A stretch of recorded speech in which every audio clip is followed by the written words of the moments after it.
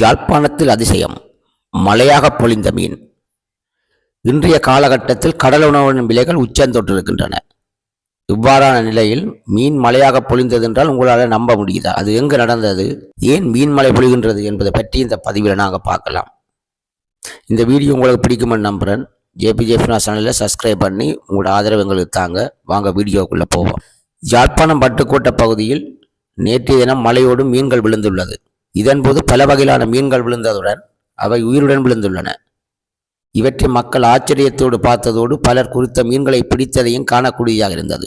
சிறுவர்கள் மீன்மலையை பார்த்து அதிசயத்தோடு ஆச்சரியத்தோடும் நின்றனர். நாம் செய்திகளில் மீன்மலை பற்றி கேள்விப்பட்டிருப்போம். சாதாரண மழையே சில நேரங்களில் பொய்க்கும் போது மீன்மலையெல்லாம் சாத்தியமாகுமா? ஆம், இந்நிகழ்வு எவ்வாறு இடம்பெறுகின்றது என்பதை பற்றி பார்ப்போம். கடலின் மேற்பரப்பில் சூரிய வெப்ப கதிர்களின் தாக்கம் அதிகமாக இருக்கும் போது அங்குள்ள காற்றின் வெப்பநிலை அதிகரித்து நீராவியுடன் வானத்தை நோக்கி செல்கிறது.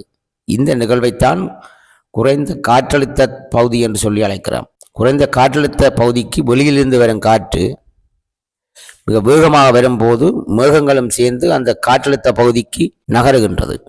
இது சுழல் காற்றாக மாறி கடற்பரப்பின் மேற்புறத்திலிருந்து வானத்தை நோக்கி சில கிலோமீட்டர்கள் வரைக்கும் நீர் உறிஞ்சப்படுது. இந்த நிகழ்வைத்தான் கிராம பகுதிகள் நாங்கள் காராங்குத்தி இழுக்கிறோன்னு சொல்லுவோம். வானம் நீர் குடிக்குதுன்னு சொல்லியும் இதை கிராமத்தில் மக்கள் பேசிக்கொள்வார்கள். இதுபோன்று கடலின் மேற்புறத்தில் உருவாகும் சுழலில் கடலின் மேற்பரப்பில் கூட்டமாக வாழ்கிற சில மீன்கள் இனங்கள் வானத்தை நோக்கி இழுத்து செல்லப்படுகின்றன. இந்த சுழல் காற்று பெரும்பாலும் கடலின் மேற்புறத்திலேயே வலுவிழந்துவிடும். சில சந்தர்ப்பங்கள் கரையை கடந்து தரையில் காற்று வலுவிழக்கும் போது அப்பகுதியில் பெய்யும் மழையுடன் மீன்களும் விழுகின்றன. இதன் போது மீன் மட்டுமல்லாமல் சில கடல்வாழ் உயிரினங்களும் மேலே சென்று மழையோடு விழுகின்ற நிகழ்வுகளும் பல உண்டு. மீன்மலை பொழிவு வரலாற்றில் முதலாக 1861 பிப்ரவரி மாதம் 22 சிங்கப்பூரில் மீன்மலை பொழிந்தமைக்கான ஆதாரங்கள் எழுத்துப்பூர்வமாக இப்போ காணப்படுது. இவற்றை விட நேபாளத்தில் 1900 கனடாவில் 1903 மீன் மலைகள் பொழிந்ததற்கான ஆதாரங்கள் இப்போயும் காணப்படுது. இந்த நிகழ்வுகள் பெரிய அளவிலான மீன் மலைகளாக காணப்பட்டது.